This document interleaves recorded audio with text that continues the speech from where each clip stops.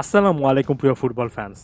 একটা সময় ছিল যখন এল ক্লাসিকো মানে আমাদের জন্য অন্য রকমের একটা উত্তেজনা ছিল এবং সম্ভবত ফুটবল ইতিহাসের সবচেয়ে সেরা দ্বৈরথ অন্তত আমাদের মধ্যে দেখা যেত। এবং এটাকে একটা পাস্ট ফর্মে বলছি এই কারণে যে দেখুন, একদিন পরে এল ক্লাসিকো, আরও ক্লিয়ারলি বলতে গেলে কয়েক ঘন্টা পরে এল ক্লাসিকো, অথচ এল ক্লাসিকোকে ঘিরে আগের মতো সেই উত্তেজনাটা অনুভব করা যায় না। একটা সময় মেসি যখন বার্সেলোনাতে ছিলেন, রোনালদো যখন রিয়াল মাদ্রিদে ছিলেন, আইকনিক একের পর এক রাইভালরাই আমরা দেখেছি, হিটেড একের পর এক ম্যাচ আমরা দেখেছি। সাম্প্রতিক সময়ের এল ক্লাসিকোগুলো অনেকটুকু ম্যারমেরে অধিকাংশ সময়ই হয়। এই জিনিসটা বলছি না যে এল ক্লাসিকো মানে একেবারে মানহীন খেলা। সাম্প্রতিক বছরগুলোতে অনেক সময় আমরা হাই ভোল্টেজ ম্যাচ দেখেছি, তবে এটা নিশ্চিত করে বলতে পারি একেবারে পার ফুটবল ভক্তদের মনের মধ্যেও এল ক্লাসিকোকে ঘিরে আগের মতো সেই তাড়না, আগের মতো সেই এক্সাইটমেন্ট, অনেকটা বাটারফ্লাই ইন দ্য স্টমাক, পেটের মধ্যে যে একটা প্রজাপতির নাচন, সেই জিনিসটা দেখা যায় না। এবং এটা আসলে ফুটবল ভক্ত হিসেবে অনেক বেশি করে ফ্রাস্ট্রেটিং। এবারের এল ক্লাসিকোটা আরেকটু বেশি করে ম্যারমেরেও হয়তোবা হতে পারে এই কারণে যে এই ম্যাচে যদি বার্সেলোনা জেতে, তারপরও লা লিগা পয়েন্ট টেবিলে আমার কাছে মনে হয় না যে বড় রকমের পরিবর্তন আসছে, কারণ রিয়াল মাদ্রিদ এত বেশি ব্যবধানে লা লিগায় এগিয়ে আছে যে মোটামুটি নিশ্চিত বড় রকমের ব্লান্ডার না করলে এবারের লা লিগা ট্রফিটা কোনোভাবে রিয়াল মাদ্রিদ মিস করতে যাচ্ছে না। এবং আসলে ব্লান্ডারটা রিয়াল মাদ্রিদ করে না, বার্সাই বরঞ্চ একের পর এক কলাপস ব্লান্ডার সাম্প্রতিক বছরগুলোতে করছে।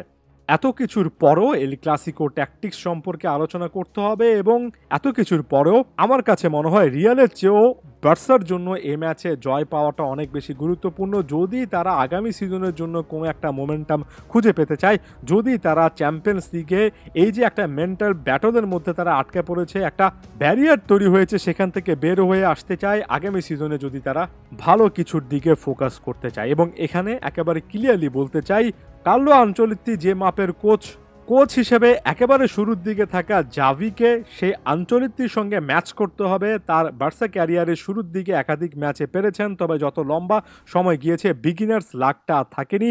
এবং সাম্প্রতিক সময়ে নানা রকমের ইস্যু কিন্তু বার্সাতে দেখা গিয়েছে। এত কিছুর পরও জাভি বার্সাতে টিকে যাবেন আমার কাছে মনে হয় শুধুমাত্র একটা কারণেই, যে জাভির অধীনে এখনও লা মাসিয়া খুবই অ্যাক্টিভ, এখনও লা মাসিয়া থেকে লামিন ইয়ামাল, পাও কুবার্সি এই টাইপের ফুটবলাররা উঠে আসছে। আমি প্রায় প্রতিটা ভিডিওতে বলি, আরও শত ভিডিওতে বললেও আমার কাছে মনে হয় না যে এটা অতিরিক্ত বলা হবে, কারণ একজন লামিন ইয়ামাল, একজন পাও কুবার্সি, দিন শেষে এরাই বার্সার আইডেন্টিটি, বার্সার ডিএনএ বিয়ার করে। এত কিছুর পরও বার্সা এই টাইপের ট্যালেন্ট প্রডিউস করতে পারছে, এটাই বার্সাকে ইউরোপের ময়দানে এখনো ধরে রেখেছে। না হলে বাকি সকল দিক থেকে বার্সার অবস্থা আসলে যাচ্ছে তাই। সো একটা সম্ভাবনা সবসময় বার্সা ফ্যানরা অর্থাৎ কুলার্সরা দেখেন যে এই টাইপের প্লেয়ারদের মাধ্যমে একটা না একটা ভালো ফেস আসবে। অন্যদিকে রিয়াল মাদ্রিদের জন্য আরও একবার রেগুলার কাজকর্ম করার মতো একটা ম্যাচ। যদি ভিনিসিয়াস জুনিয়র, রদ্রিগোরা আগের ম্যাচের মতো জ্বলে উঠতে পারেন, যদি ডিফেন্সে রুডিগার, ভালভার্দে, বেলিংহামরা আগের ম্যাচগুলোর মতো পারফর্ম করতে পারেন, তাহলে এই ম্যাচটা আরও একবার রিয়াল মাদ্রিদেরই হতে যাচ্ছে। তবে এল ক্লাসিকোকে ঘিরে শুধুমাত্র একটা এক্সাইটিং ফ্যাক্টরের কথা বলেই ভিডিওটা শেষ করতে চাই, আর সেটা হচ্ছে বার্সা বলুন, রিয়াল বলুন, সিচুয়েশনটা এর আগে যাই হোক না কেন, যতগুলো ম্যাচ এ দল হেরে আসুক না কেন, যতগুলো কম্পিটিশন থেকে তারা বের হয়ে আসুক না কেন, বাদ পড়ুক না কেন, যখনই এল ক্লাসিকো হয় তখনই দুই দলের প্লেয়াররা নিজেদের মন মানসিকতা, মেজাজের দিক থেকে এমন একটা জায়গায় থাকেন, কেউ কাউকে বিন্দুমাত্র ছাড় দিতে চান না। এবং এটাই দিন শেষে এল ক্লাসিকোর ওই উত্তেজনাটাকে টিকিয়ে রেখেছে। হ্যাঁ, মেসি রোনালদো এরার চেয়ে অনেকটুকু স্তিমিত হয়ে গিয়েছে, তবে একেবারে যে অনিঃশেষ হয়ে যায়নি সেটা জোর গলায় বলা যায়, এবং আশা করছি এই ম্যাচের পরে আরও জোর গলায় বলতে পারবো। ধন্যবাদ সবাইকে।